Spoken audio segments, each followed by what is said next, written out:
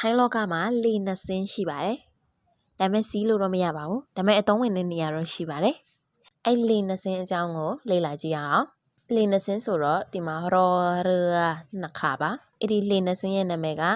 ရောဟန်လို့ခေါ်ပါတယ်။အဲ့လေနှစ်စင်းကအလုံးလုံးတဲ့ပုံစံမတူကြပါဘူး။အဲ့လေနှစ်စင်းရဲ့အနောက်မှာအသက်တန်ပါရင်ပုံစံတစ်မျိုးအသက်တန်မပါရင်ကျတော့ပုံစံတစ်မျိုးပါ။နှစ်မျိုးအလုံးလုံးပါတယ်။အဲ့တော့ကြည့်လိုက်ရအောင်အဲ့တော့ပထမဆုံးလေနှစ်စင်းရဲ့နောက်မှာအသက်တန်မပါတဲ့အားလေးကိုကြည့်ကြမယ်အဲ့တော့ဒီရောဟန်ရဲ့အနောက်မှာအသက်တန်မပါဘူးဆိုရင်သူကပထမရောကစလာအပုံစံနဲ့အလုပ်လုပ်ပါတယ်ဒုတိယရောကကြတော့နော်တက်ပုံစံနဲ့အလုပ်လုပ်ပါတယ်အဲ့တော့သူ့ကိုဖတ်လို့ရှိရင်အနော်အန်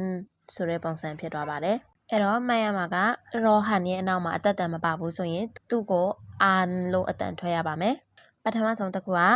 กันไกรမှာဆိုရင်ဒီမှာကောရောဟန်ရေးထားပါတယ်အဲ့ဒီကောရောဟန်ကိုဘယ်လိုဖတ်မလဲဆိုရင်ကောအန်ကန်ပုံစံနဲ့ဖတ်ပါမယ်အဲ့တော့ကောရောဟန်ဆိုရင်กันကောရောไอไกรกันไกร